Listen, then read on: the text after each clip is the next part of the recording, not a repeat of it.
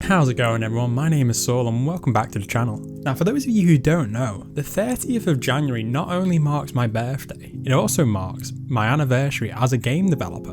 And if you're wondering how have I decided on that date, well to sum it up briefly, my first ever game I made was called None of Your Business and I released it on itch.io on the 30th of January and I decided that was the day when I could officially say I was an indie developer. And if you were here last year you may remember a similar video, so I'm not going to get into all of this again. I recommend you watch that video, there'll be a link in the cards above. I thought it'd be interesting to do a little quick thing about what I've learned being an indie developer for 2 years, so let's get right into it. First of all, I thought it'd be interesting to talk about what my goals are for indie developer, like do I want to be a full-time indie dev or what do I want to be? Personally, I would like to be in a career for a studio, such as a gameplay programmer. However, I would like to do some indie development on the side. Obviously things could change depending on how well my indie games do in that time. I am in university now, and whilst I cannot support myself as an indie developer, I'm always looking to get an opportunity to work in a company, and that's what my current goal in life is to be. Working in a company and hopefully doing some indie dev on the side. And it's not just about gameplay programming, I enjoy doing game design a lot as well, and I'm trying to improve. And it would be interesting to see if I could go into game design, but I'm not sure if I will, and I probably will just stick to being a gameplay programmer.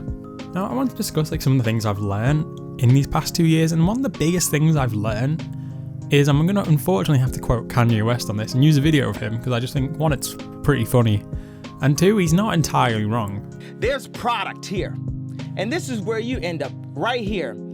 If you can communicate this product, you can make money off the product.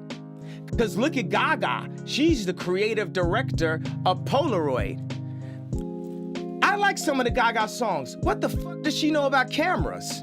Communication. If you can communicate your game to people and get people excited about your game will definitely do quite well. Now, that's not always guaranteed, but it will up the chances of the game doing well. One of my issues from last year was that I didn't really communicate with people. Kind of made myself change that this year. It was helped by some of my great friends, such as Matt Bull, when he invited me onto his podcast a few months ago, and I really realised communicating with people was a lot of fun. And I joined more Discords. I didn't really use Discord much last year, but now I use it a lot more. I've joined a fair few game development Discords and I have a lot of fun talking with people on them. I started my own Discord, which whilst it's not massive, it's really fun to just talk to people and make new friends and just play games with them when you want to. And I do honestly think that will really help me in my game development journey, because I think being able to share my games in these Discords means I'm more likely to get people to play it, see it and give me feedback, which is all I want. Also, I just think I've made some great friends in the past year in the game development scene, and I'm really appreciative to all of you. Another thing I want to talk about is my thoughts towards content creation. Obviously, I do YouTube and I do Twitch. And personally, I enjoy streaming a lot more than I do doing YouTube. Editing videos and having to plan out videos is just not really what I have loads of time for anymore because of uni and all the projects I've got for that.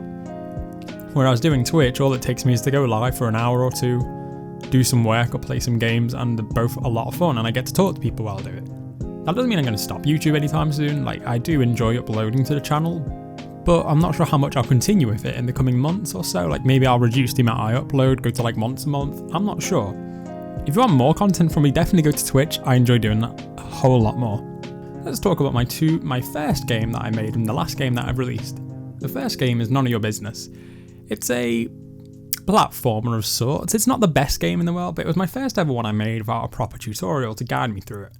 I had a lot of plans for it, and honestly, I overscoped, basically, that's the best way to put it. I overscoped. Overscoping is a big thing in game development, and I did that. So I made the game a lot shorter, and it did alright. Not fantastically, but it did alright, and I was quite happy with it. I would like to remake it at some point when I have more time.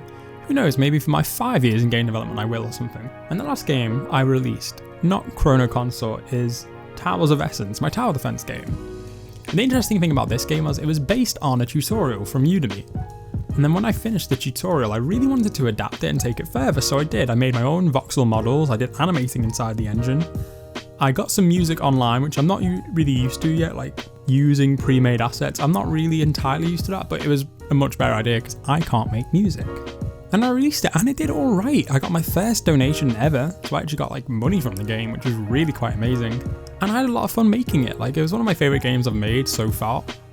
Obviously I did have a lot of plans for it, but again, overscope. And I kind of burnt out the project a little bit and I didn't want to make this full game, so I did a technical demo and it worked much better for me.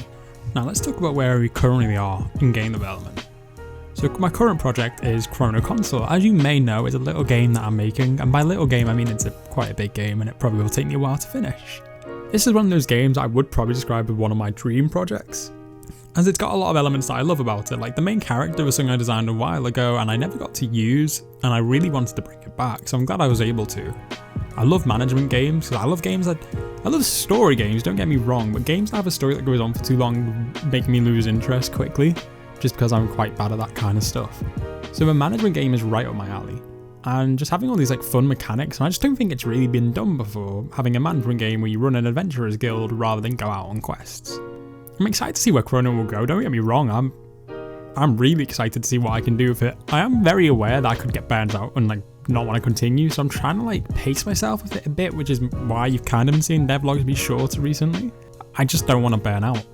And I also work on some other little projects in the background, just if I want to like try something out I can, and it's really nice. The other thing I'm working on is Enquility Studios, and I might have mentioned this to you all before. It's my game studios I set up with one of my friends.